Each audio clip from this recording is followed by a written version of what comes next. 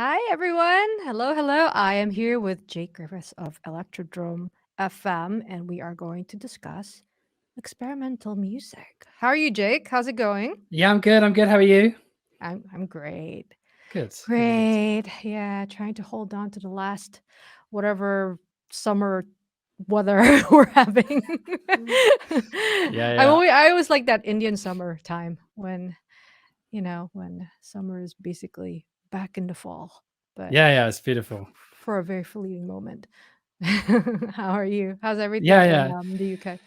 Yeah. Doing good. Doing good. Well, it's a little crazy here at the moment. So we've run out of fuel. People queuing I at saw your the fuel tweet. pumps.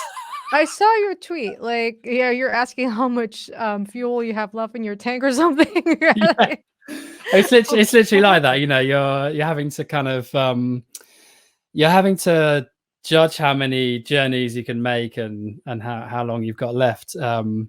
It's just we've run out of lorry drivers basically. Not enough people to get the fuel to the pump. So Oh, kind of yeah, a little bit of an interesting incident. It's okay. oh, It's kind of clearing itself up, but it was a bit okay. dramatic when all the pumps ran out a couple of days ago. So yeah.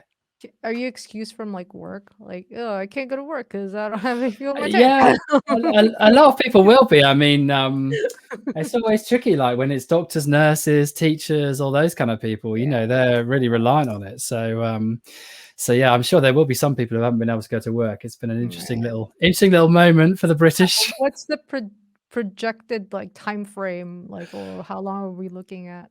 Like Oh well, no one knows. no one knows. Okay. No, so I mean, well, if the optimists are saying like 2 or 3 days, and the pessimists are saying 3 or 4 weeks. So I guess 3 or 4 weeks will be in Mad Max territory where we're all chasing it. There's already stories about people following the tankers to the stations to Oh wow, yeah, you need your post-apocalyptic armor for that kind of stuff. yeah, for sure, for sure. Um, all right, okay, so experimental music. So tell me, Yeah, I thought enlighten it. me. No, but you I know what though? It is a subject that like whenever you bring up experimental music, people normally don't know how to process it, right? yeah. Like when you say, "Oh, I do experimental music," they're like, "Cool, cool." Like, cool. Like they don't it's kind of intimidating in many respects. Like, I know I get intimidated when it comes Yeah. to experimental music because I look at it personally as like really a form of art. It's the fine art of music in certain respects. But please, Jake. Yeah, well, so no, you describe it really well, and I, I'm by no means an expert on this stuff, but there's a few artists who I play regularly on Electrodrome who have sort of caught my attention for one reason or another, who fall into, I suppose, the more experimental category. Now, there was a great tweet this week that said something like, um, it's not okay for experimental music to sound bad, or experimental music should still sound good, and I do agree with that. Yeah. There's all of these artists, certainly all the artists I'll talk about today. I think their music sounds great. it's Hmm. it's listenable, but it's also pushing the envelope in one direction or another. And the thing I really admire about them is their degree of focus, and I think that is where I feel like they do cross over into the art world, where they're defining a project. The project has a specific story or mission or thing it's trying to achieve, Hmm. and then the whole record or the whole thing that they're doing, or if it's an EP or an album or even a single, is about that one thing. So there's a tremendous amount of risk in that, because if you choose the wrong concept, or people find the concept a bit boring, or it just doesn't work, Right. then you're taking a big risk, going after one particular concept, and you're really backing yourself to have a concept that people find engaging. I mean, as a radio presenter, this stuff is absolute gold, because you can talk about it for ages. They've all got, all of these records have got great stories. They've all got great visions. Right. They make for great sort of PR. And also, So well, with experimental music and just like with a lot of experimental art, I feel like a lot of people who venture into those territories for the most part. And this is a blanket statement. This is just a general impression that I get. Also as a musician, as an artist, I feel like they've done the homework, right? They've done their basic foundational training. They know music in and out. They know their art in and out. They know all the structures.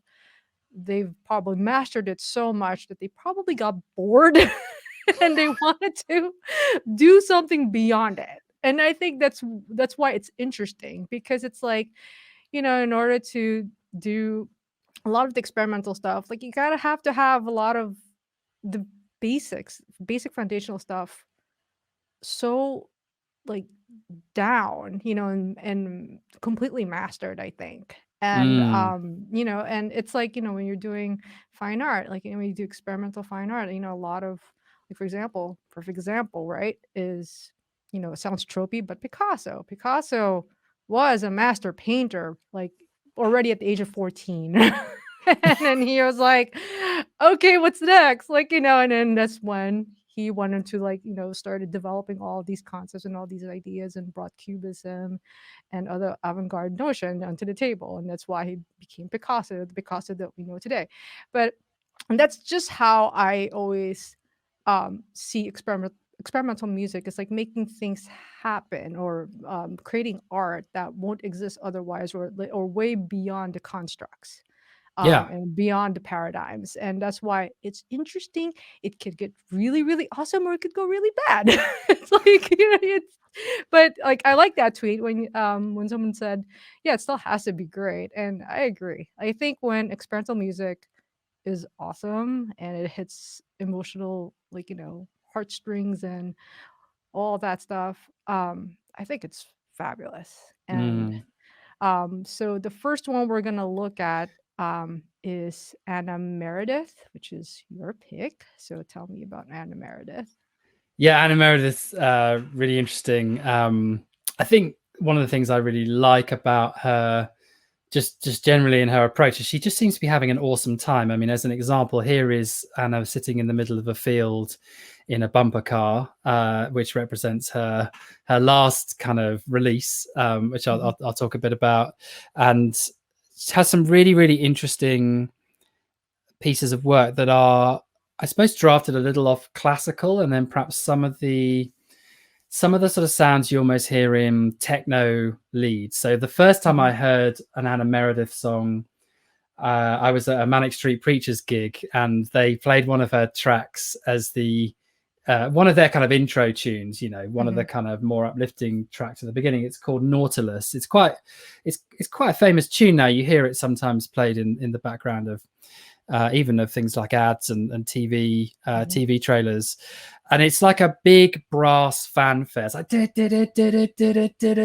all that's kind of going on. It just gets bigger and bigger and bigger, and then you get kind of big electronic drums kicking in. Right. But when you hear it, you can't quite place, like, is that someone playing like brass, or is it a really good brass sort of synth sample that Mhm. someone's playing? And I really love that about it. She has an album called Fibs. We're going to play one of the tracks from Fibs, which and I think you'll see what I mean when you watch the video. When you listen to it, you can't quite tell, is that a synthesizer, or is it someone playing sixteenths on a clarinet, a tuba, and Right. a cello? Well, I definitely love this music video, Oh, it's a that great video. this it's such a great video, and I have questions about this video. I have lots of questions, um, because I there's hope I have one. some I, answers. I think I actually think this is probably my most favorite music video, actually, now that I've Okay. seen it, only because I am so impressed with how they executed this. And I definitely have questions. And my question is from not just from a music standpoint, but also from a filmmaker standpoint, Yeah. because Well, let's it dig is a in. pretty damn awesome music video. This is Anna Meredith, Paramore.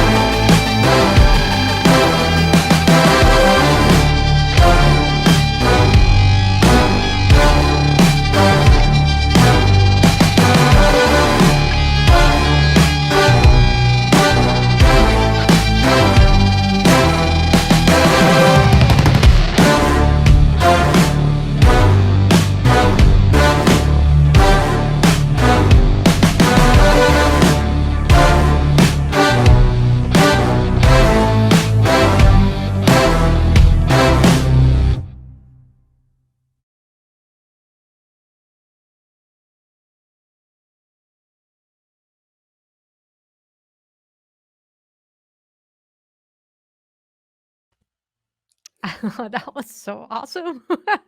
How much fun did they look like they were having Oh, doing that? they were oh my god. I wanna be in their band. I know, I I know. can play the triangle. Yeah, whatever. Whatever. Yeah.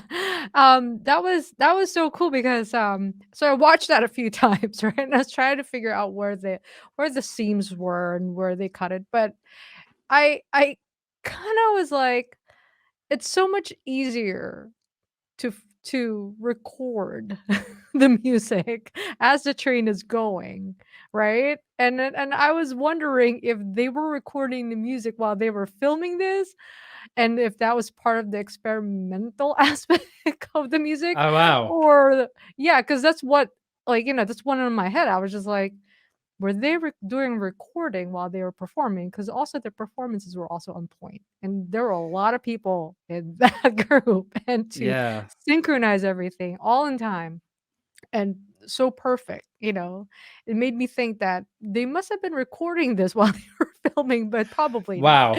I mean, if they did that as well, that's amazing. I mean, you are right. I mean, she hits the cymbal absolutely spot on just as it Spot goes around on. the corner. Exactly, and I was watching all the guitars, and Yeah. they totally on point, and, yeah, the keys, like the cello, it was, everything was on point. And Yeah. oh, yeah, the large bass strings, yeah, it I was pretty convinced that they recorded that while the train was going around, it was doing its rounds. That was really impressive. Yeah, That was it's a great yeah, video. It's that's great. art. I love all the little details in it. So, just like the little cat on one of the corners, the Oh, yeah, waving the cat, little lucky cat, yeah. the cactus. There's lots of little details in there that Yeah. are really, really cool. Absolutely loved. Yeah, and the music was super fun, Yeah, and I thought, yeah, they did look like they were having fun, and it was very carefree, um, yeah, really and complex piece of music, though, don't you think? Like the yeah, speed, very, sort of very, speed of it. very complex piece of music. Yeah, and That's the why arrangement too.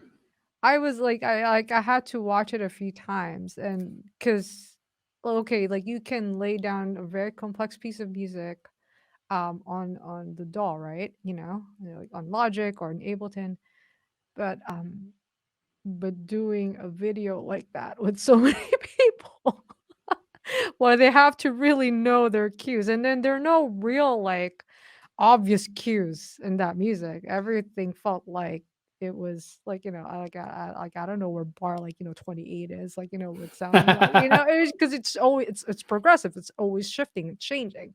So it's Do like, you think it was shot in one take? um you mean if they didn't record everything well, Oh well, while yeah, they were, yeah. if If it it was was the other scenario where it was pre-recorded music and then they filmed the film the whole video, thing in one take. um they probably, yeah, it probably, did more than one take, I Oh, I kinda see. I know. Wondered whether it was one take all the way around, where there were any obvious it cut looks points. like But it looks like it was one take all around. What's really cool about it, because the camera was on the train, so it's very controlled, mm. videography, right? Or cinematography, 'cause it's on the train, so it's one track. So you can actually cut it, like, on areas where, and you can seam it on Mm. editing, where the areas where there aren't people or no actions, like, where the, like, mundane objects were shown, stuff like Ah, that. right. Yeah, Okay. so they can cut, retake it again. So that's what I was looking for. I always look for the seams in videos and films where they look like it was shot in one take. Like, I always look for the seams or possible seams. But yeah, but the way they played that, and even just like the velocity of how she hit those symbols, it was like on point. So that was really impressive. Yeah. Yeah. Yeah. And I True. thought that was really, really cool. Yeah, Yeah, well that's good. done. All right. So that was Anna Meredith. So if you guys want to support her, check out the rest of her work. Go to her Oh, IG. one more And thing on Anna Meredith. yeah, She has an amazing piece of work called Bumps Per Minute, which is an experimental idea that music can be created through the movement of bumper cars. We call them dodgems over here. So you set off a bunch of bumper cars, they crash together, they move around, and then a piece of music is created in terms of beats per minute and different sounds. I think she's got like 16, 20 tracks of different randomized kind of tracks. It's a great fun piece. Yeah, and then she did it for real as well. So there's an installation at Somerset House in London where you could personally go and ride the bumper cars, and then you could hear your piece of music afterwards, which was super cool. Yeah, it's great. Really cool. Oh man, I love that. I love that. So the next artist we're going to take a look at is Hannah Peel. Yeah, Hannah Peel. So Hannah Peel, I first discovered with a piece of work she put together with a poet called Will Burns. It's a really beautiful. It's called Chalk Hill Blue. It's a really beautiful piece of work where he reads his poetry over the top of her music. So her music's complementing what he does. And then more recently, she's been a reasonably sort of large name in this type of music, this type of composition. She was nominated for a Mercury Award a couple of weeks ago. So up there with some of the. I saw that on her website. It's pretty impressive. Yeah. Oh yeah, especially for this kind of music when you're up against. So some of the others were Celeste, Laura Mvula, Arlo Parks, I think was the winner. Some really big names in that overall list, and to have someone who's more on this compositional side. So her album is called Fur Wave.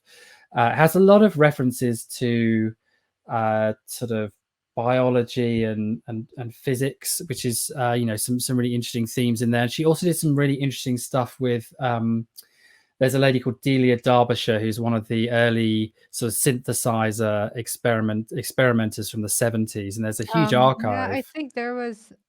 Yeah. Okay. Yeah, I think I'm very familiar. There's a huge archive apparently at the BBC of her talking about synthesizers, experimenting, all that kind of stuff, which Hannah Peel has used, some of the commentary from and put together, which I think was just a really interesting kind of project.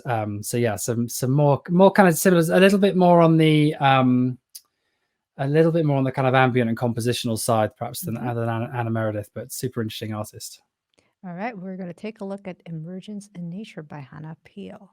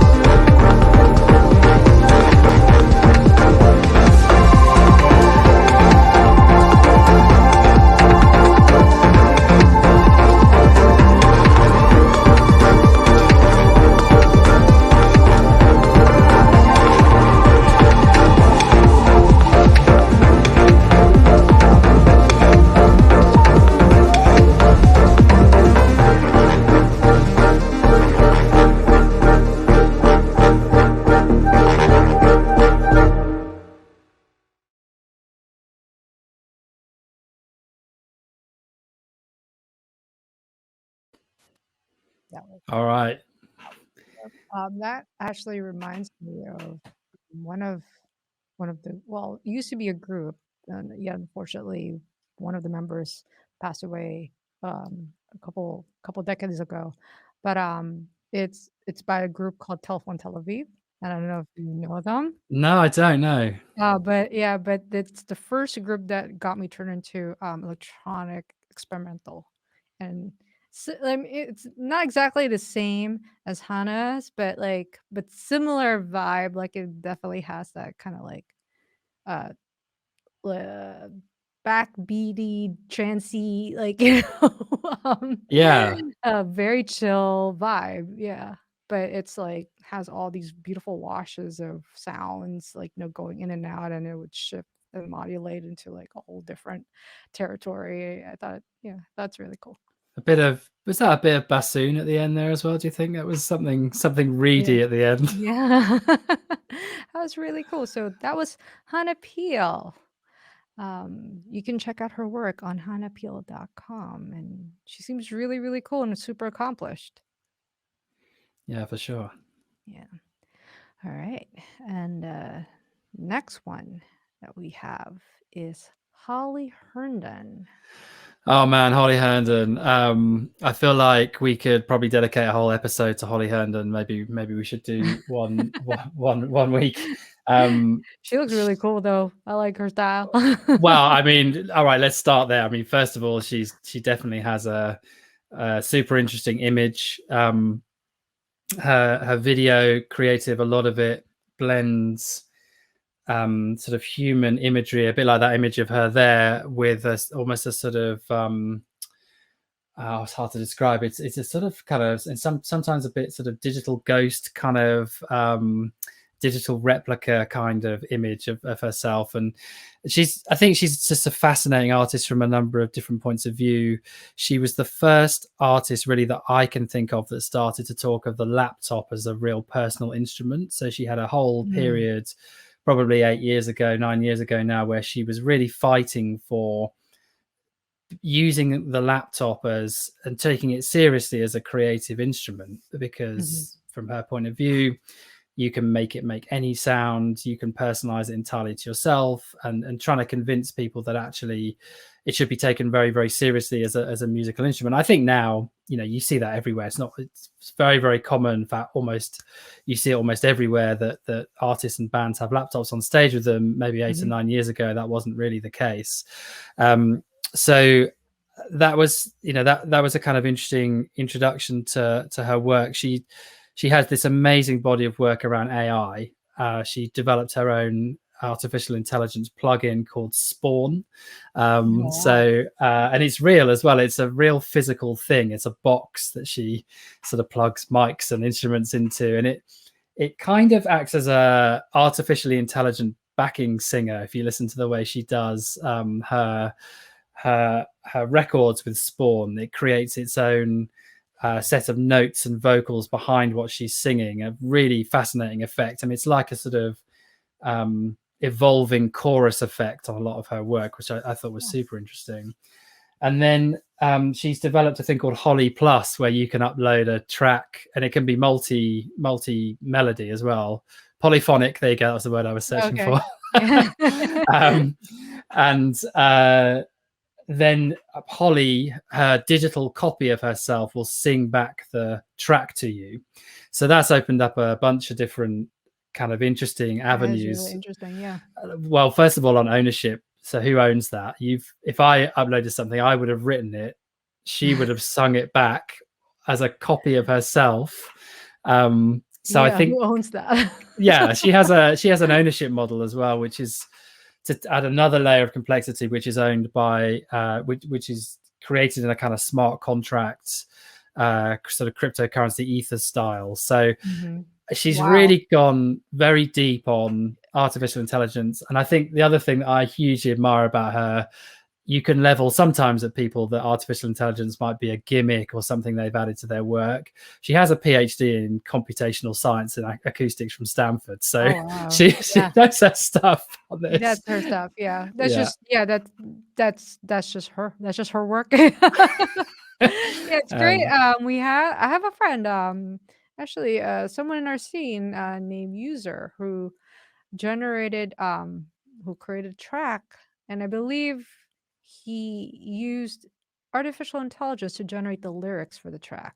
yeah, It's called Colors, and actually, it turned out really, really awesome and pretty. Um, I'm gonna ask if he has a video of it one day, and then we can show it here in the show. Yeah, but we did cover his work and particularly that particular track.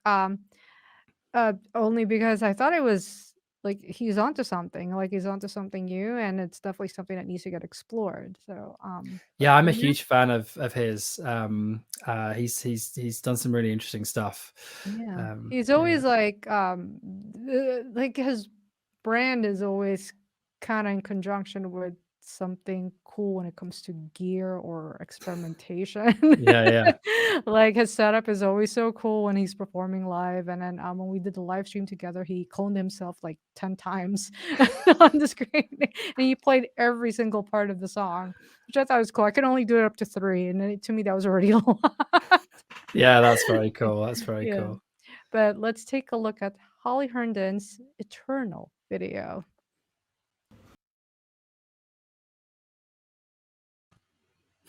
That was incredible.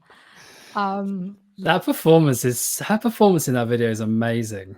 yeah, and also just the dynamics in Mm. that song is so vast. And you know what the danger is when it comes to music like this? Like once you open yourself to music like this and really absorb it, it makes like a lot of the regular music out there sound so boring. Yeah, I was thinking of you when I was listening to that because it's got that.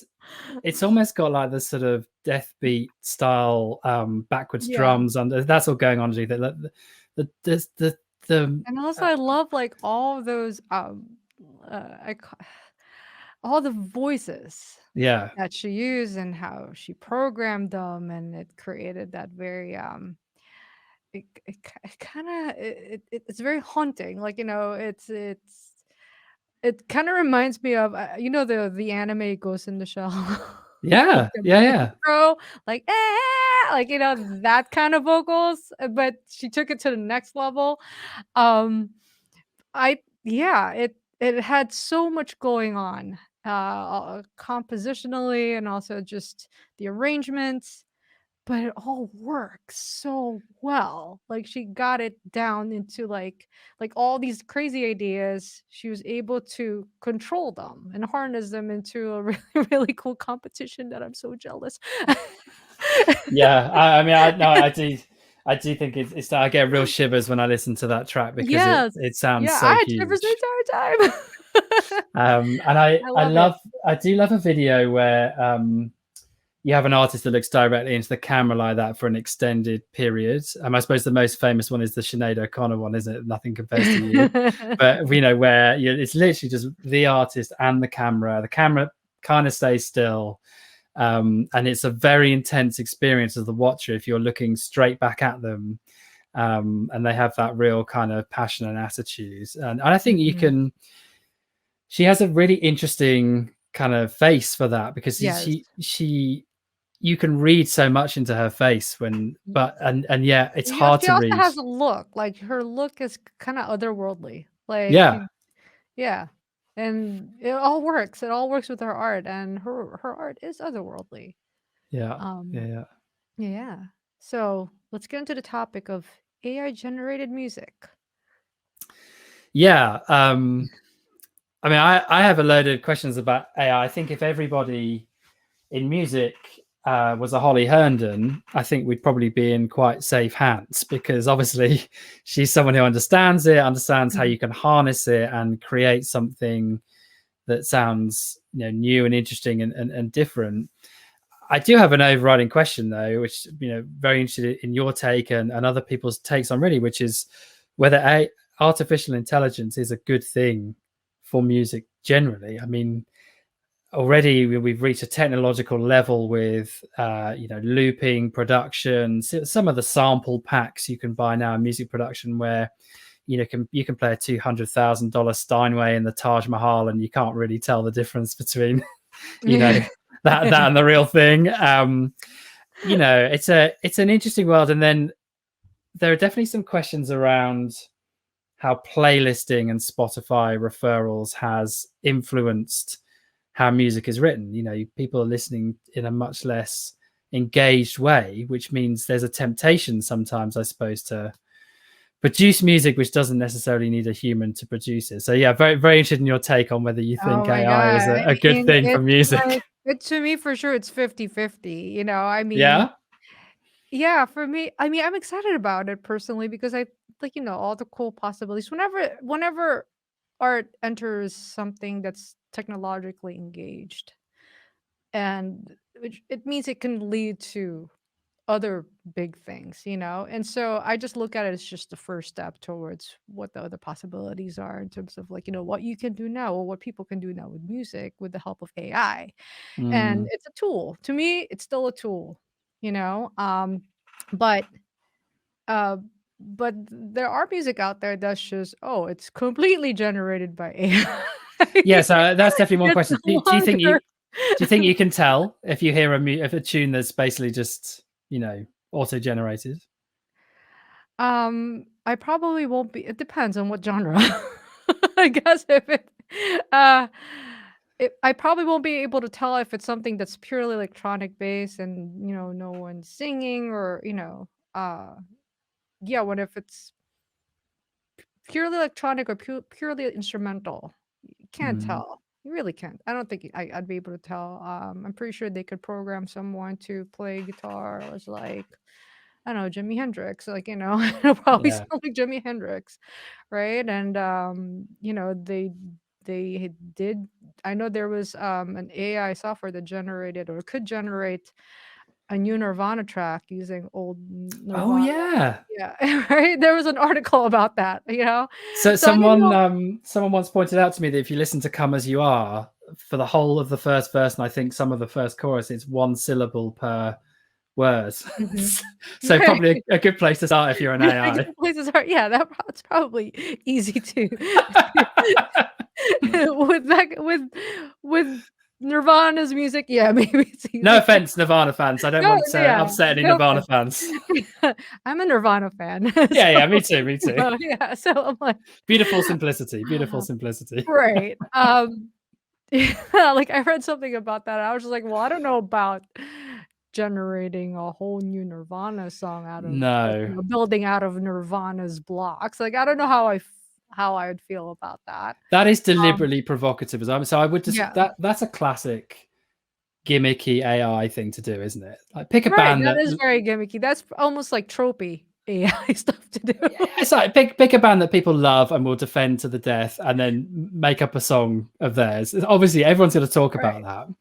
that. Um, In shoes and footwear, we have this method called line building, right. and we basically take, it's not, I mean, it's a product development technique where we basically go take the heels, the toe shape, the pattern, the treatments of like different shoes and put them together, and it's called like, it's called line building.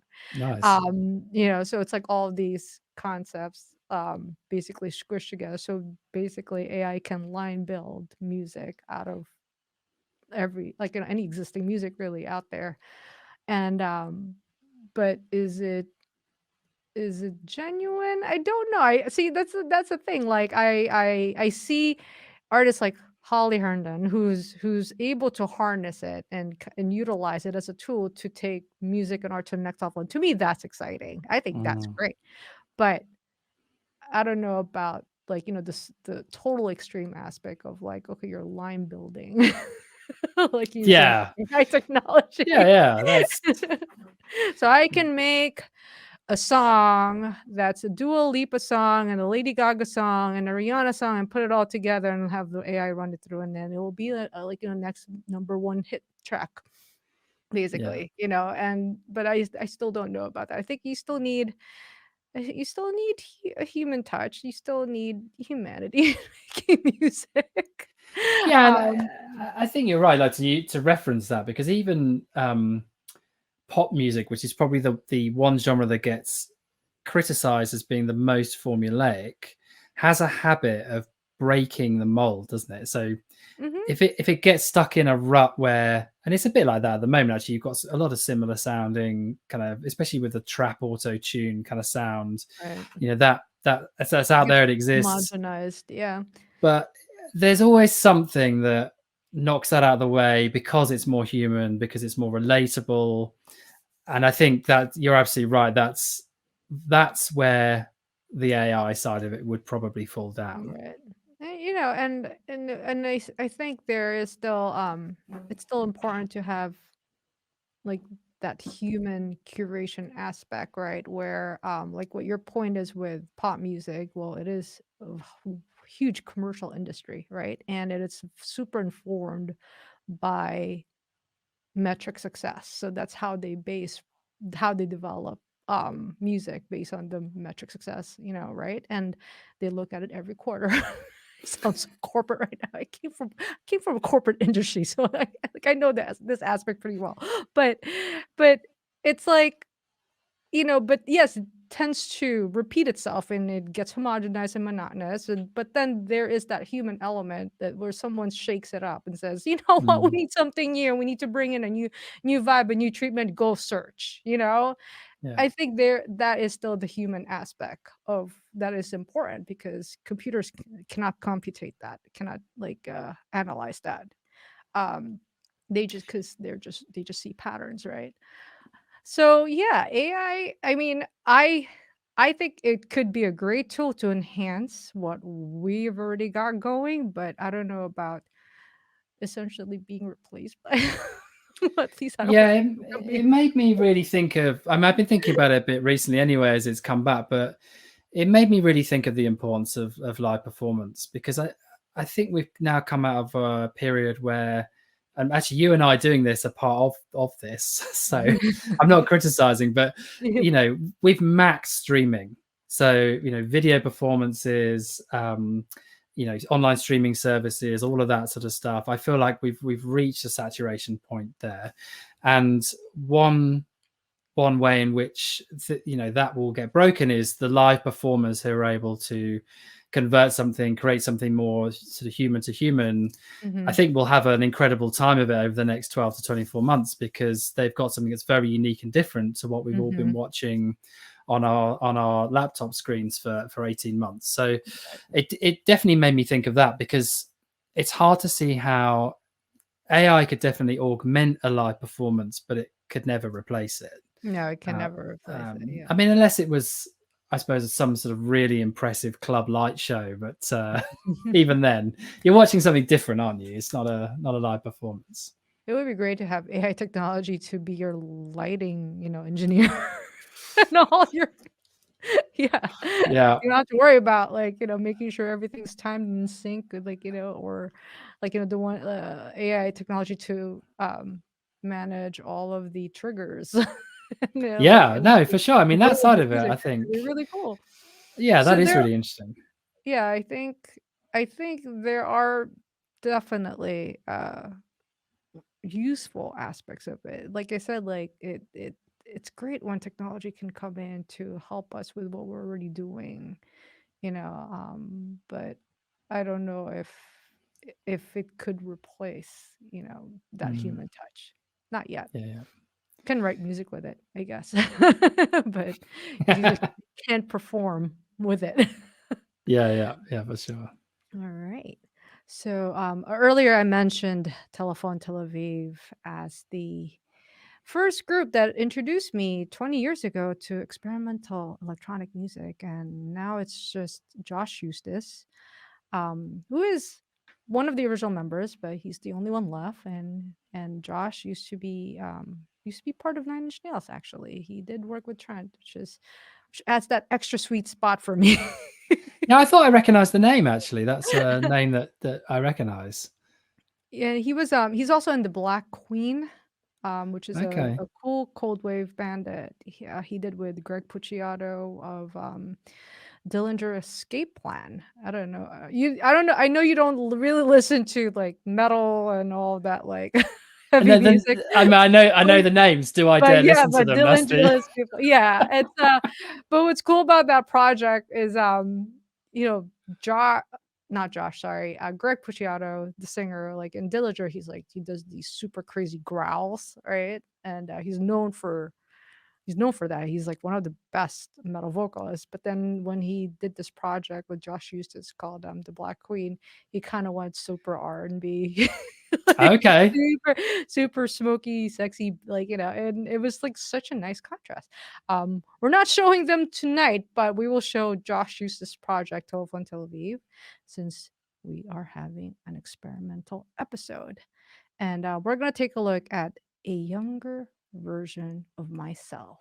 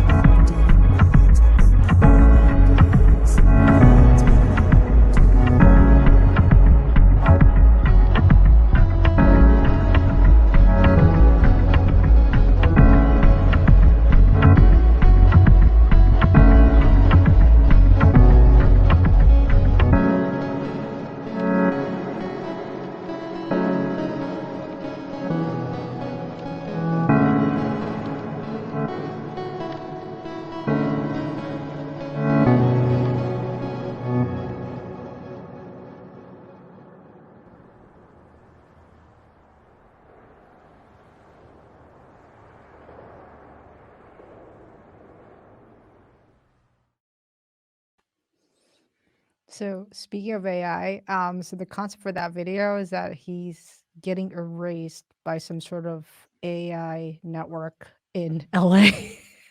I love that. How do I not know Telephone Tel Aviv? This is bad Oh, on. they've been around for over 20 years. Oh Yeah, my I think god, it's over that's 20 years. And yeah, and check out well, the first record that I heard, and I think it is their first record or debut record, I'm not sure. But the first record that I've heard by them that I completely fell in love with was Fahrenheit Fair Enough. And I thought it's such a brilliant record, and the way they used, electronic music and various textures of it and the way they composed with it, it was so otherworldly. And it made me wanna become a sound designer, like, mm. after I first heard that, and I was like, "This is it. I'm gonna become an electronic musician."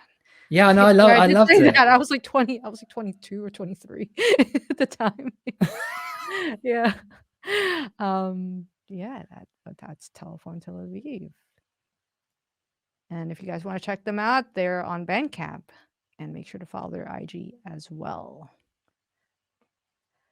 Okay, so we're going to move on and take a look at this genre that I love called death beats. Since we're in the topic of experimental music. Um, so yeah, this is something that I discovered it recently, and it's dark, atmospheric, kind of ambient, yet sludgy and super slow tempo. And it kind of moves with like that sustained friction type of feel. And Mm. I got really inspired by it, and I was just like, damn, I wish I could, make music like this. But they primarily use modular synths, and I'm not Mm. even gonna get into it because I don't even understand how that works. Oh, you take one wire out and put it in another. Pretty much, yeah, it looks like that, but I'm just like, whenever I see modulars is, I get like I Oh my start god. panicking with all the wires, give me Too much. anxiety. Too many flashing lights and too many wires. Too many wires, but people are able to make it work and make awesome sounds out of it. So, I like how it gets really nerdy and but at the same time, just out of its pure merit, the actual genre is something that it's still emerging. It's still pretty new, and I'm pretty excited about it because it it is experimental music, Mm.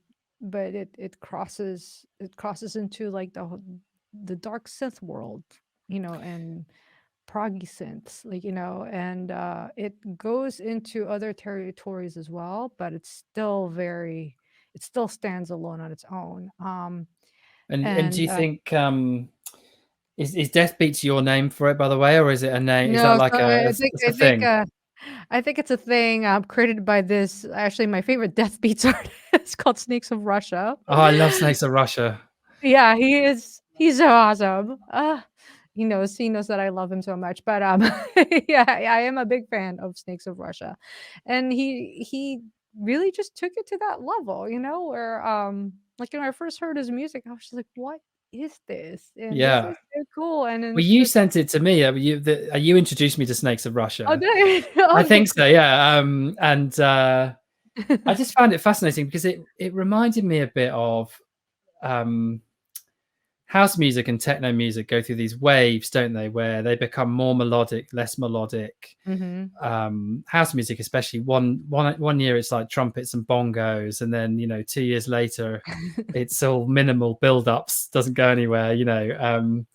And it almost felt like a bit of a reaction. Like it's okay, here's something darker, different you can do with synths. It's Right. still there's still beats, it's still got some arpeggiators in there, all that sort of stuff. But Mhm. it's like you say, it's slow, it's dark. It feels hard. That's the best way I can describe it. It's like It's it's hard got and that soft sort at of the same time. It's, like, hard yet airy. I don't know if you yeah. It's understand. like it's got this real edge to it. And I think I was thinking about it earlier. I really feel like you can feel that they are using analog synthesizers in this Mhm. music. It doesn't, I don't know why that is. I'm sure a sound engineer would tell me, well, you can't hear the difference between something that's generated in a laptop and an analog synth. But I feel this music, it really You signals that. It signals that, and it really celebrates that, and they know Mm. how to work it, because, like, I mean, I use analog synths too, and sometimes it's like, why am I using this? Why I should just use the regular presets or plugins in the dock. Yeah, yeah. Or by the time they're after mixing, mastering, they're like, "Yeah, like, I That was a lot of work. that was a lot of work," like, but, And his I could his have simplified my like, I could have simplified my process, but, uh yeah, go on, sorry. his Instagram is amazing. I love the aesthetic. It's all black and white, slow That's mo. also another thing that's, really cool about Death Beats. It all the Death Beats artists in that network, or in that, and they're all connected somehow. They all have that dark black and white, super artsy Mm. visuals component, and it's really cool, and, yeah, as you guys can see, I love black. I love black. I just and then there are times, even with this project, I'm like, why didn't I think of that? Like, and definitely this genre made me feel that. I was like, why didn't I start like that? That's so cool. Yeah, well, I'm sure there's a Snakes of Russia one I saw, and maybe it was just an Instagram post, but it was just a flame in slow motion, like smoke and flame with the music underneath it in black and white, In really black and white. simple. But it was a man just sitting there like mesmerized by this. Can't go wrong. So Yeah, let's yeah. take a look at actually he just released this video. It's called No Road by Snakes of Russia.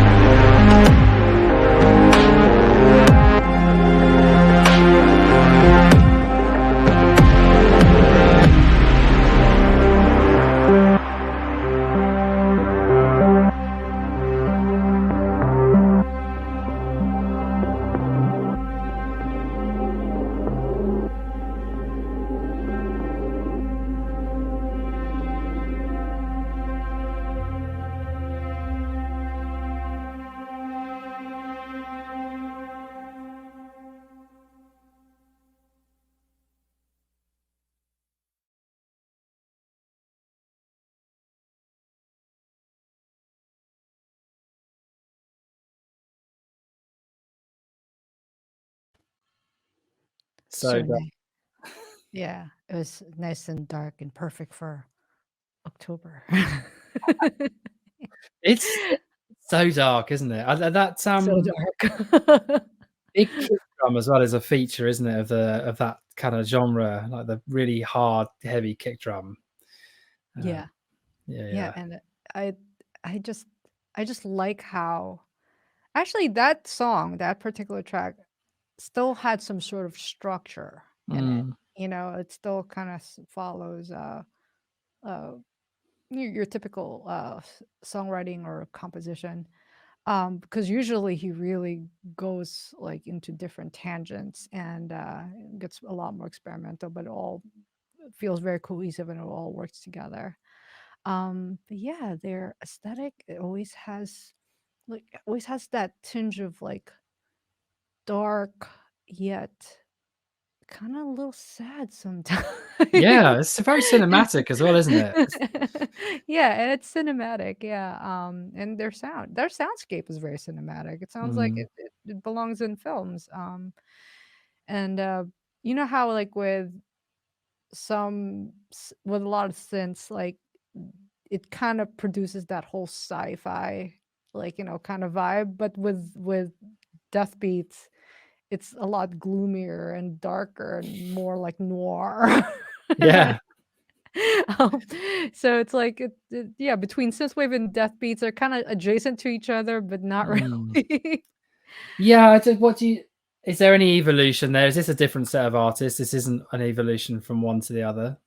I think so. Yeah, Yeah, I yeah. definitely think so, yeah, or probably took the same inspiration and just branched into, like, a whole different category. I'm pretty sure these are the guys who also listened to a lot of industrial music back Mm, then. I'm sure they all listened to Trent Ministry, but they wanted to do a lot of that cinematic aspect of synth-based music, like what Vangelis would do with Blade Runner, but then given their like darker, more macabre type of like vibe, and I think it works. And there are a few artists that I've met actually in Twitter world who belong in this genre, and they all seem to rally together, which I love, because there aren't a lot of them. no, there's not that many, are there? Yeah, and they're probably what 10, 15 that I know. And they are this cute, precious little dark pool, like, in the whole synth electronic universe. So yeah, so that was Snakes of Russia. We're actually going to take a look at one more video set, which is a collaboration with a digital artist. And I thought this is really, really cool and precious and kind of cute. We're going to look at I can't pronounce this, Cyber Euro or Cybero Guru. You Well, smashed it. I guess I'll just Oh, yeah, that's yes, tough. yeah, what how do you pronounce that? It's a collaboration with Benjamin Tessier, and, it's basically a fusion of, audio, Snakes of Russia's, music and Benjamin's visual, so let's take a look.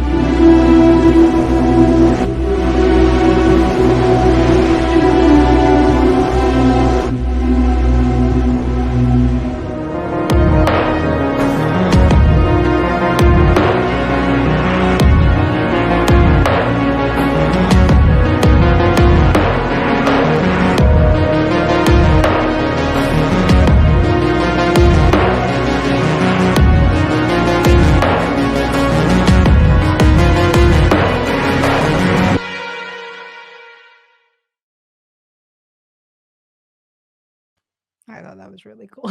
That's so cool. I know. I love digital art, and actually those I don't know if those were actually NFTs or if they were offered as NFTs, but they look like they're NFTs. Yeah. But speaking of NFTs, let's discuss NFTs. What are NFTs? And basically what our takes are on NFTs. It's such a hard discussion. Yeah, For the most part, I want to talk about this, but I'm like, like, but go on, Jake. You start. well, I guess the first thing is which of us is going to describe what they are? Do you want to have the honor? Take a crack at it because, like, I somewhat understand it, somewhat just a little bit, but NFTs, aka non-fungible tokens, is in layman's term, I just look at them as a super highly sophisticated, technologically advanced serial codes, Mm, unique identifiers that make intangible digital art or any form of digital media into somewhat tangible items that you can sell or trade through the Ethereum cryptocurrency world. So whenever you take a digital art and have it minted, it's called minted into an NFT, it becomes a part of the Ethereum blockchain technology, which is technically a giant public ledger um, that shows that, that proves all the transactions behind everything that went on behind creating that NFT. So that's why it's called non-fungible because you cannot fake it.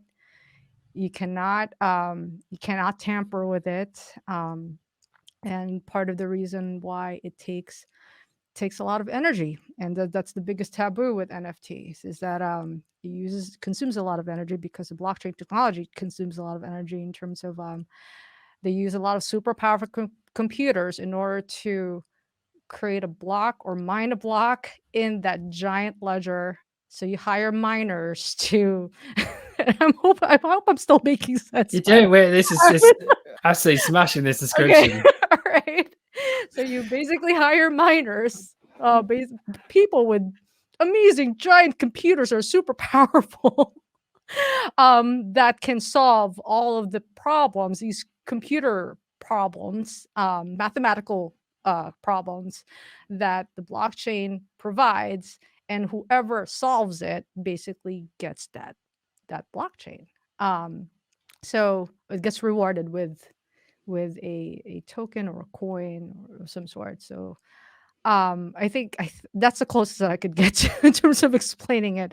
But that's the part where, um, because yeah, it uses a lot of energy. Like those computers use a lot of energy to get uh, certain transactions basically verified, and that's the only way to keep that whole system secured. And it's caused an uproar for sure, and there are definitely a Mm, lot of reactions and strong opinions on the use of NFT. And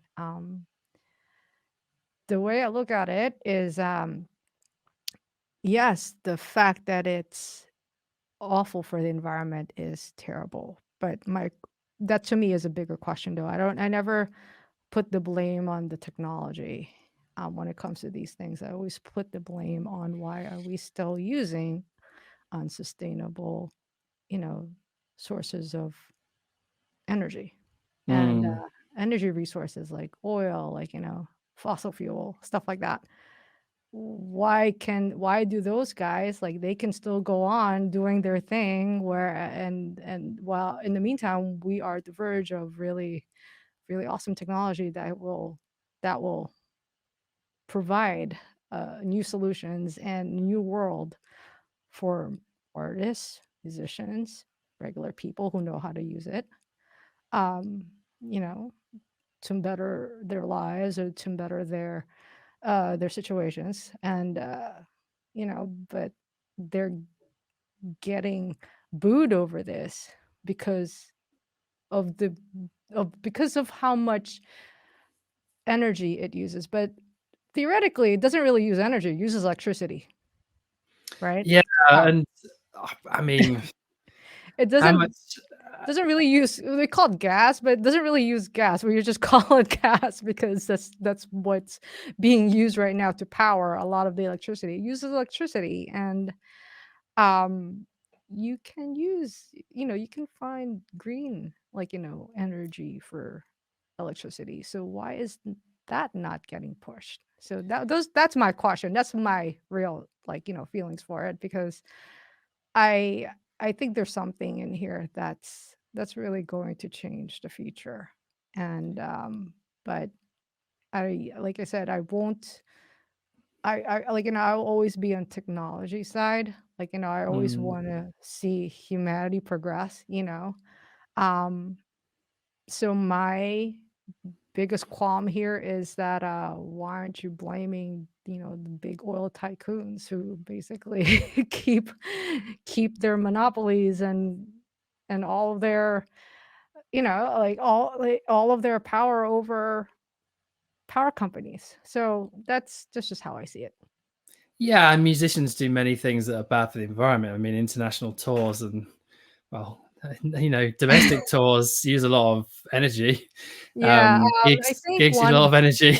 It's I think how when you buy your airline ticket. Right, and you could yeah, and you there's a breakdown of what costs involved, right? And why your airline ticket costs that much.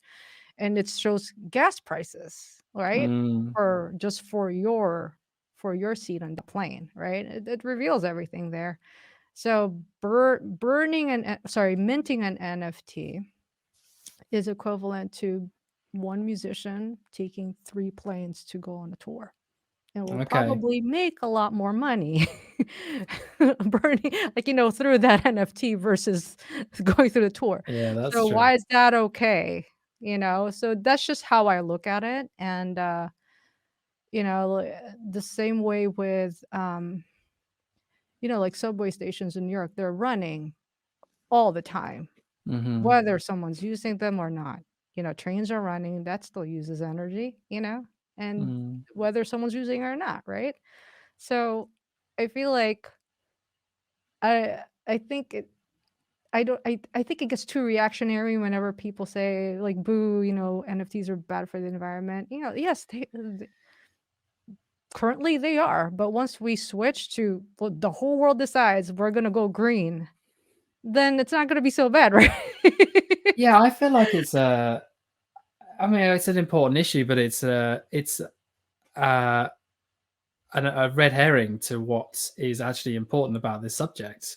Yeah, Um, it's a sort absolutely. of what about this? Everyone look in the other direction, where there are far bigger important topics on NFTs and cryptocurrency.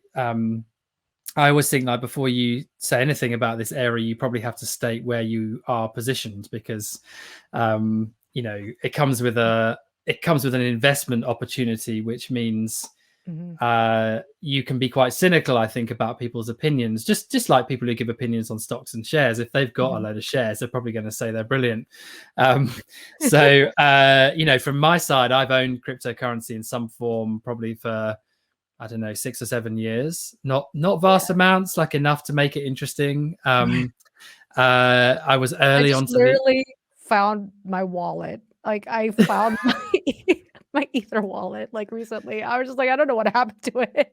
yeah. Because you have to go through, like, such a long, list of hurdles just to, retrieve all that information.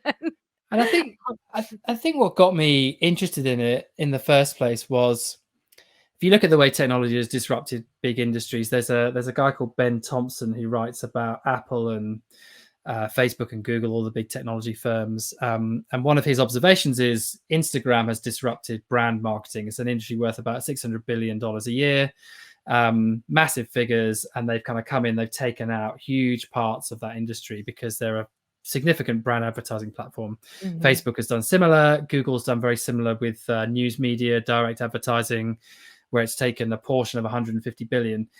150 billion, 600 billion are tiny compared to the size of the global financial industry, which is Right. $17 trillion. So, whatever happens with cryptocurrency, it's a long way from tapping into that, but it could get there. And that's one of the reasons I thought super interesting to disrupt an area like that. But then when I apply it to music, it starts to get tricky because Mhm. instantly you're getting into, because we're thinking about money, Right. is this having a negative impact? Like, is it bad for musicians to be told you need to do something about NFTs? And then they invest something, they make one, I don't know, they spend the money and they find that actually they didn't make anything from it. It's Right. yeah. I don't think that anyone should venture into it unless they know exactly what's in it, what's about, and if they're equipped to do it. Because even Mm, with like with NFTs, yeah, it's tricky with music because NFT is really great for digital art and visual art. Anything that's more visual and because that feels more tangible, to some people, and mm, it's also kind of congruent to, the art industry, where like the Christie's, the Sotheby's, like it's congruent to that's just the digital aspect of it, right?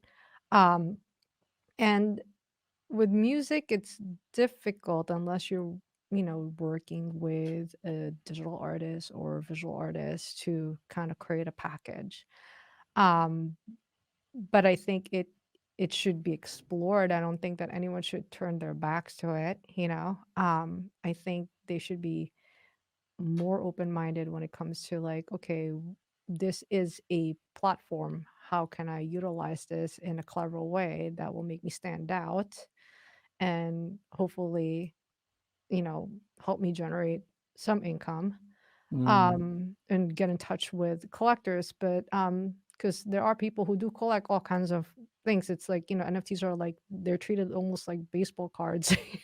Yeah. And the beauty is that you know it can get flipped. So all the creators get a royalty commission each time like, their NFTs get flipped, which it has a lot of amazing formulas built in terms of helping the artist really and helping the artists today, like, the digital artists, music makers, anyone really who creates products that are not so tangible. um and I believe someone actually did release a series of NFTs using limited or super rare vinyls. So they released their music and then they had this one-off vinyl that's basically on its own. Like, that's the only one that's in its existence, right? Um and they yeah, they minted an NFT and it actually, this guy's fans like totally like went crazy and it sold and like, he made so much money out of that vinyl. But so there are ways of, approaching it as a musician. Um Yeah, but I feel like you have to have a fan base, don't you? You have to have a base of you people have to who are have a going to do you that. have to have a base, or you have to be creating something that is so unique Mm. and so special that, a collector passing by looking at your page and be like, "Oh my god, I have to have this." Like, you just want that. Like, "I have to have this because 'cause they're out shopping. They're out shopping. They're, like, on Foundation, on superrare.com, like, taking a look at what everyone's doing, and I think that's cool, and for sure, I think in terms of, something that is non-fungible, because there are UPC codes, there are serial codes. Those can be fake. Those can be um, tampered with for sure. I can lift the serial code from something. You know, Yeah, and that's where the ledger comes in, I guess. That's where you yeah, get that's the where yeah. the ledger is really helpful. The power of verification, and that is just like, oh my god, like, stone cold, like super hardcore verification of authenticity. I think there's something in there, in terms of just not even just digital art or music or whatnot, even just with products. Mm, Um, I did look into a project once that was it's a fashion company, and their idea was to start creating product for the Ethereum market, and some of them are basically they have NFTs minted behind some products, or something that utilizes the blockchain technology to generate rarity, like super rare limited edition series. And I think that's clever because um it it opens a whole new dimension to shopping, to products, and to lifestyle. And there is something in there that to me is really exciting, and that could really revolutionize the next couple of decades. mm. So yeah, like I would always, you know, tell people that you know, forget about like all the taboos. Like, let's just take a look at what the technology can do, and okay, so the Yeah. problem right now is the fact that yes, we are still using fossil fuel energy, right? And but there are sustainable forms of energy out there. And actually there are sustainable NFTs and sustainable what do you call I th- it? Green, they call it green NFTs. And then they only mm. use sustainable energy to generate and mint those NFTs. So I think as well, the other concern I hear, and it's a very valid one, is in these instances, these kind of markets, you get this feeling that maybe this is a Ponzi scheme, a bubble, and you do get your beeples at the top who are making millions and millions, and then yeah, people are trying to get in at the bottom, but they're not able to get the kind of return, and somehow that's creating a kind of pyramid scheme. And I think that's the other thing to be aware of is this is 100% at some point NFTs will become a bubble which will burst and people will lose money. There's no doubt that will happen. There's also a fair chance it will then recover and become a much more sustained right. regular form of technology, just like loads of other stuff has done. Right. But I feel like an NFT is just the start of yeah. what we're looking at. I don't think it's the end all be all. I think it's just one element of the whole entire blockchain technology that and I feel like it's gonna evolve into something else. Well, the thing that's really struck me about it, especially with Ethereum as a smart contracting platform, is there is one industry which suffers from really badly written contracts, and that is music. I mean, it's poorly. There are a lot of poorly written contracts in terms of publishing, performance, who gets Mhm. paid what, division between songwriters, producers, and it's led to many court battles, many people feeling as though they've been treated unfairly because the contracts are written once, they're signed once, and then they sort of disappear, and the right people don't feel like they're being paid. There was an example this week, I think, of someone who played violin on a, what was it? Was it an Adele track? Or she said, you know what, I got paid £30 for this session. This track has been played 1.5 billion times on Spotify. Um, Where's my money? what the hell? What the hell? I think rightly, because she probably she I'm sure it's a great performance if it's on that track, and that is one area where a contracting approach where people can get paid fairly, it can be tracked and recognized. Algorithms can recognize the playing of music or the use of music in different places.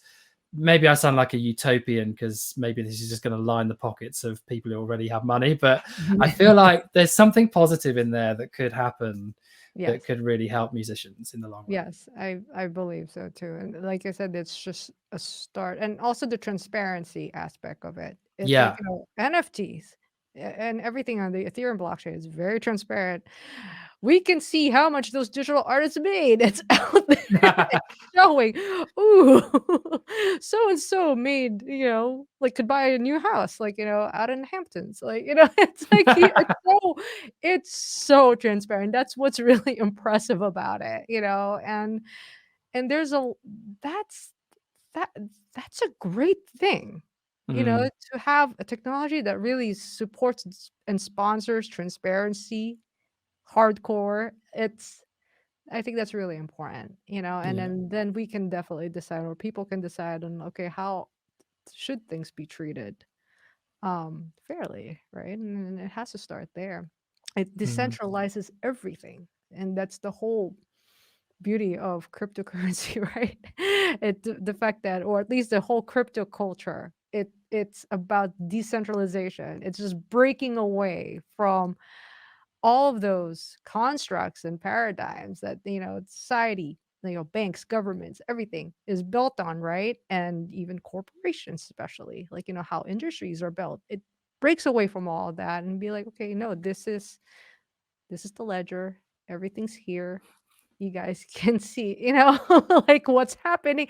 And I think that is transparency is a currency, mm, and it's so valuable these days. And I think there is something in this whole blockchain technology that can really revolutionize the next couple of decades, and I am looking forward to that. So, and yeah, then for for in sure. terms of our end, in terms of like the whole environmental issues, then that's a separate. To me, that is a separate, larger discussion. Mm, Um, because yes, why are we still on fossil fuels? I mean, making shoes, shoemaking, right? Yeah. Oh my God. Just making the glue that goes into your shoes. You know how many like that is like one of the most I, toxic I and don't think I want to know. environmental unfriendly. Yeah. It's like, yeah, okay, like uh, there are a lot of more horrible things that are happening right now. Yeah, for sure. That affects the environment, and I think it's only like a matter of reframing this whole environmental discussion to a much larger topic. Then I think Mm, that a lot of countries have been debating over and over, right? They've been talking about the Green New Deal and stuff like that, and um, we see a lot of movements and a lot of organizations really fighting for a much more green planet. But yeah, but for all me, right. We're positive on technology. NFTs. There you go. I do have one more music video. Actually, it's not a music video, it's a live performance. We're still in the Death Beats world, by the way, and it's by Sombre Lux, and this is his live jam called Deep Mine, and where we can actually see how they create this type of music. Let's go take a Cool. All right.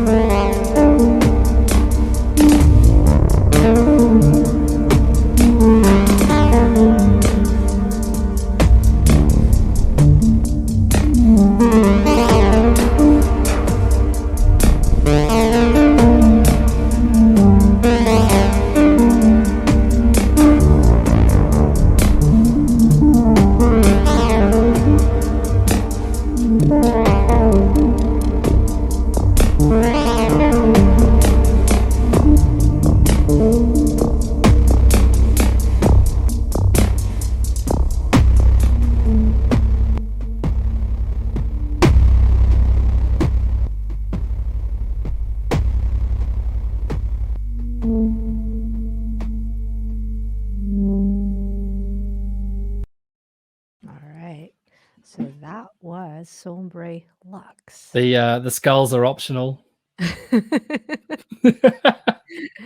I don't know if it's a prerequisite to always wear black and wear skull or have skulls around you when you're making death beats music, It's got to be but done. I mean, there's a reason why it's called death beats. So That was a great track. I love that. The synth on that was beautiful.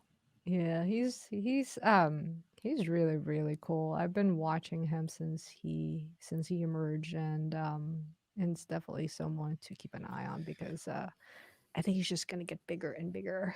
And he's really cool. I like his mask. Yeah. I like how he presents himself. It's like all dark and mysterious and chill.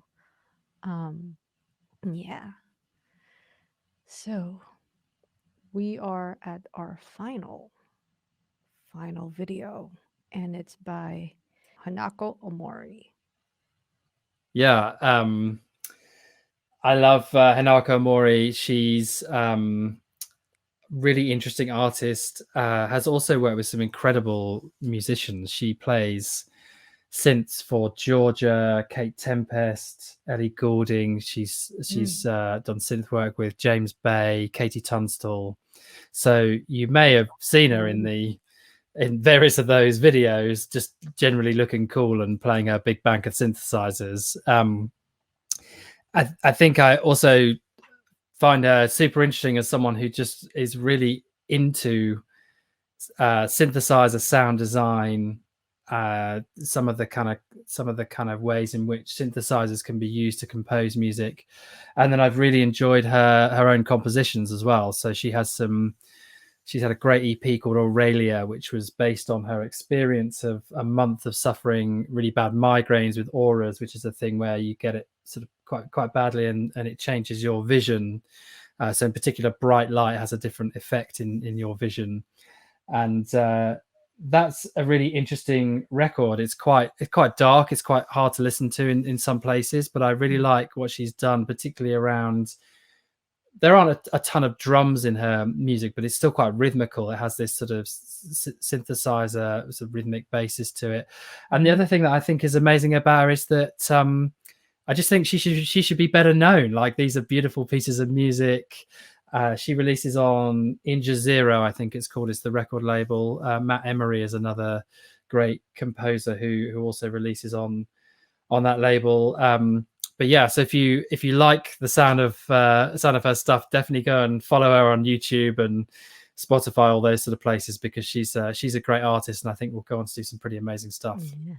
So we're gonna take a look at Bank of Inner Criticism by Nako Omori.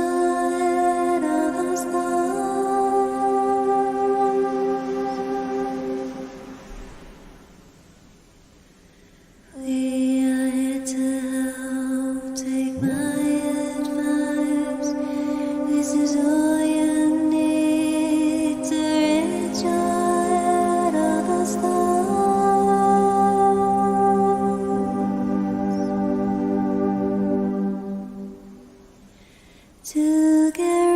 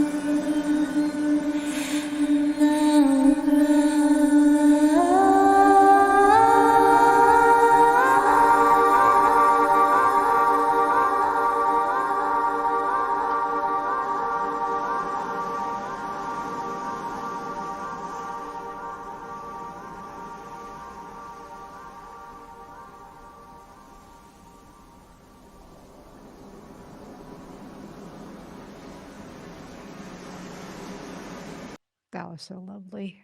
I could watch. I want to watch stuff like that, like live, Oh yeah, again, because it's just so mesmerizing and it's just so cool and epic. yeah, Totally gives a different feeling for sure. yeah, definitely. It's a really delicate vocal that I thought like has to be very sort of finely delivered, and it's Mhm. very open. Like there's a lot of space around the vocal, which I don't know. Just to me, it seemed like a difficult vocal to deliver in that sort of style, Mhm. which Yeah, makes it. she makes it look like it's easy. Yeah, well, because she's playing stuff as well at the same time. I Yeah. mean, you She know, but that kind of performance actually, yeah, it requires precision. It requires a lot of control to mm, also carry out those super long sustained notes. Um and yeah, and still make it emotional, It's and doing it live in front of a lot of people with with your heart racing. Yeah, that's really hard. yeah, and those synthesizers. I mean, they've got small buttons on them. You know, you gotta not easy to know what you're Yeah. doing. So yeah, Yeah, bravo. Yeah, it's she impressive. seems really, really cool. So thank Yeah, you for for sure. introducing me to her. It's really awesome. So that was Hinako Omori. Check her out. She's not on any social media. She's just on her website and that's it. I kind of envy that. And I I love think it when she some has a Twitter, but not massively Oh, used. okay. But yeah, no, I agree. She's not a social media I kind of really admire artist. artists who can do that. Yeah, definitely. Or the ones who like, I've got something to say. I haven't said anything for 2 months, but now I will say something, and then I will disappear again for 2 or 3 months. It's a nice way Yeah. to be. And your fans and followers, they're still there for you, and they're like, "Yeah, Yeah, that's give right. me more." Yeah, it's true. Leave It's us with true. another, tweet before you go away for like 6 months. Yeah, Yeah, it's like it's so yeah, where would we be, right, as artists without social media these days? And it's kind of yeah. like it's so difficult. Like I have a lot of friends who are amazing musicians and amazing producers and they're like, screw social media. They're like, whatever, like I'm just going to make my music. And still somehow they are able to manage. Yeah, of course. I find it fascinating. I mean, I genuinely think now and again, it's a whole another subject, but I genuinely think with social media, in a lot of ways, it just reflects what you've achieved in the world or what you've kind of created and put out there. You have many people who are famous or well known for things they've created, and they then get a social media following because of that. I think it's increasingly hard now to go the other way round, where you become known for your social media presence, and then the rest follows. Yeah. It's a Oh yeah, tricky, that is definitely, yeah, not I agree with I agree with you on that. And also there was that social media boom 10 years ago yeah, where it was like, Instagram and Twitter, they were both growing, and then like, back then it's easier to rack up like, 15,000, 20,000 followers. yeah, yeah, yeah. Now it's just like no one cares anymore, and you're right. The question is, how do you market, right? Like how do you promote yourself without social media these days? And Mm, how do you become that, how do you get your work out there so that so your work becomes popular yeah. and so that you don't have to do social media. Well, yeah. Right. I mean, it's difficult. I don't think anyone has really like I think everyone's trying and yet no one has really figured it out yet. Mm, yeah, it's interesting. Even big companies, their marketing, they're also feeling the struggle because Yeah. everything is so disjointed and all over the place now. There's no more. I don't think there's any real editorial world anymore in terms of like a valuable way to push product or to Mm. advertise. Like I don't even think advertising works anymore. It's a strange place we're in.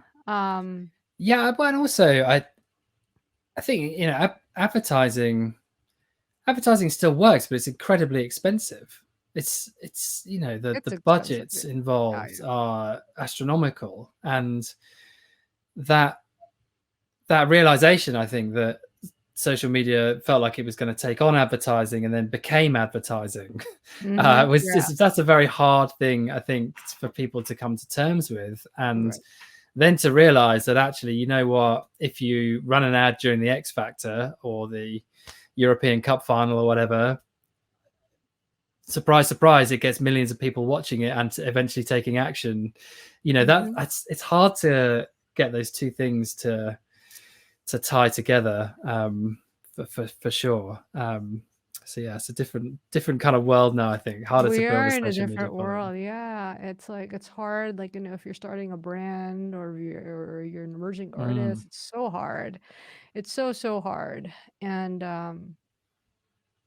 just trying to get yourself out there and no matter how talented you are it's like I feel like sometimes it doesn't matter, you're still at the mercy of all these like things that you have to do just to get noticed, and it's kind of crazy. I wish things were a little different, but this is the world that we're living in right now. yes, it's true. And I think something will burst pretty soon and things will change. Or Mm. we're just waiting for MySpace to come back. But MySpace is actually like that's a hard lesson. There are a lot of MySpace bands that had like all of these like giant followers and giant plays on my stream, but then the very moment MySpace folded, um they all kind of went away as well, so it's not good to rise in a social media platform because your Mm. identity will always just get stuck to that platform, and Yeah, because it feels like I feel it's like like Facebook is getting there to the MySpace yeah. situation. It's For musicians anyway, I'm always a little cautious of overly criticizing one social media platform over another. But I do feel for artists and musicians, there's a choice that's been made on Facebook, which is effectively not to prioritize them or to give them any kind of special treatment over any other type of business. Mhm. Business in inverted commas, I think, for a lot of people do it for passion and love. They're not in it for the money. Mm. um, and it feels like it's getting sort of deader and deader whenever I visit. It's It's tricky, very hard, tricky. yeah, and the algorithms have been really merciless. Like, Mm, it's just like they really pull your visibility down. mm, Um, and it's funny because I did this a few times where you boost a post or you promote your posts on Instagram and on Facebook, and then literally my engagement after the boosting period is done tanks so hard. yeah, Like right yeah, after, it's like they're like, no, okay, pay us more. yeah, Like do more advertising. Give us more money. And yeah, and then and I noticed that, and I was just like, oh, this. I think it's wrong when we have all these followers and then you can't access them. Like, what's the point? yeah. They limit it to like just the top seven or top. I think it's a top seven or 5 to 7% Hmm. of your followers, and that's it. And then there's probably only 10 or 20% of that number that actually engage with you. Mm, So you can have like a million followers and you're only gonna get what, like maybe 5,000 engagements, or yeah, it's astonishing, isn't it, it? it's terrible. And I don't know how they could improve that. I know Twitter's trying to make improvements on their end. I like this past month my Twitter followers have been like, I've been getting, I don't know what's happening on your end as well, but I've been getting a lot of Twitter followers, and I noticed that they added like a feature where it makes it easy for people to see what others or what people that they're following, what they're following. and Yeah. and I think that's kind of cool, but But yeah, the whole social media algorithm is like so depressing. Like everyone's really depressed over it, no matter how successful they are. Yeah. Yeah, no, for sure. Like I have a friend who's like, like she was complaining about it. I was like, you got 2 million followers. She's like, I'm only getting 20,000 likes. So only 20,000. Oh, it's only Nightmare. 20,000. Okay, great. And they're like, do the math. That's a small conversion. Yeah, yeah, yeah. Yeah. That's true. But there you go. So this wraps up our experimental episode, along in conjunction with technology and discussions of death beats and social media. Is there anything else that you want to add, Jake? No, Yeah. great. Really enjoyed the discussion. Great to get stuck into NFTs. You've got to go for that at some point. Someone, Yeah, you've we got to. have to address it because there are a lot of people who are curious about it, and I could see that they want to try it, but they're just like so scared of the backlash. And I think Yeah, people are so scared of the backlash. And you know what? And I feel like that's so unfair, and I'm so passionate about this topic because, we had the Industrial Revolution, right? The world had it, that burned a lot of coal, that took use a lot of energy, but it brought us to where we are now, right? Um, not that the environment should take a hit, but I feel like again, it's a much larger conversation, and I don't think technology should always suffer for the sake of the few people who make millions and billions and trillions of money out of oil. How about that? All right. there you go. So I mean, that was yeah, great to discuss that, and also just really good to have a whole show of artists who I think don't necessarily get exposure within the sort of synth artist world, or maybe people may not even have defined them in that way. And I think they're really using synthesizers in new and in interesting ways, doing some really interesting compositional work. There's this Yeah, really I thought we saw some real legit synth artists that yeah. are using, synthesizers for the actual beauty of the synthesizers, like, out of its own independent merit, not because it's tied to any nostalgia or Mm, any type of genre. And they're using it in like such beautiful, awesome ways. And yeah. I think that's a good one to note. Yeah. Yeah, definitely. And then I think just the real interesting crossover between almost classical composition and some of certainly the artists we played in the early part of the show.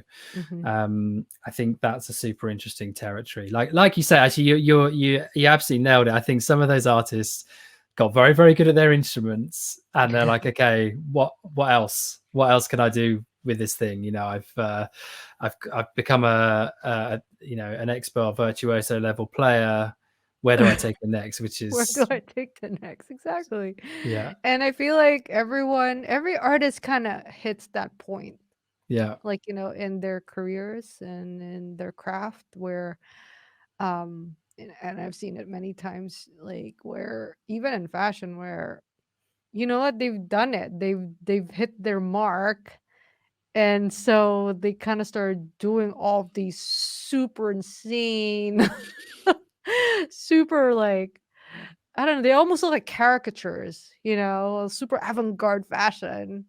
Literally there's a fashion line that came out recently and they look like the shoes look like birds' feet or like big birds' feet. And people are wearing them, like celebrities are wearing them. Um, Love it. yeah, but it's made in Florence in Italy, which is like, the mecca of footwear. And by the way, guys, to those who are new to the show, and I'm sorry if I'm constantly talking about shoes, but that's the world that I came from. It's like I know the shoe world like the back of my hand, and that's why I'm like Don't ask me any always questions I about always shoes. like always like reference it because there are a lot of similarities in the way that world um functions when it comes to, its systems, its the way the industry functions is very similar to the music industry and entertainment industry. um, but yeah, I think there is a point when an artist who's okay, who's uh felt fulfilled, or they've already accomplished what they've set out to accomplish. And I'm like, totally, there's a word for this and I'm totally like missing it right now. But anyway, like and they're always going to look into like, okay, what's this next step? Like, let's say Mike Patton, right? He's like a great example of this. Between Mr. Bungle, Faith No More, Fantomas, um, you know, this guy who obviously is a rock musician who kind of just went all kinds of different tangents after doing rock music for quite some time. And he's a brilliant genius, Mm. and artists like Frank Zappa. I don't know if you ever got into Frank Zappa. There's a period like I was exposed to that and I was like, oh, what's this?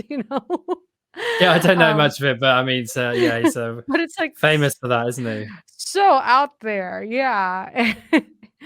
But you can tell that they wanted to experience or deliver something new that hasn't been done before. So Yeah, for sure. yeah, but that's why this episode has been such a treat. Like, just so Jake pretty much put together like, the whole episode with all these amazing artists. I just added the death beat stuff because I felt like I needed to contribute something. Oh well, Dead Beats is awesome. I love it. And I think it works Yeah, they with work the whole, together. yeah, and discussions of technology. I think that's also important. I think we should always keep that dialogue going. Um, all right. So, any final words to our audience, Jake? No, absolute pleasure. It's been a real pleasure to join you and talk through this stuff. Thank you very No, much. no, thank you. Thank you for being part of ABSYNTH. So, anyway, guys, thank you again. And make sure to follow us on all of our social media. Say hello. And, well, Thorson's not here. So, no one's going to say, stays, what, smooth, sexy, and stashy. All right. Good night, guys. See you later.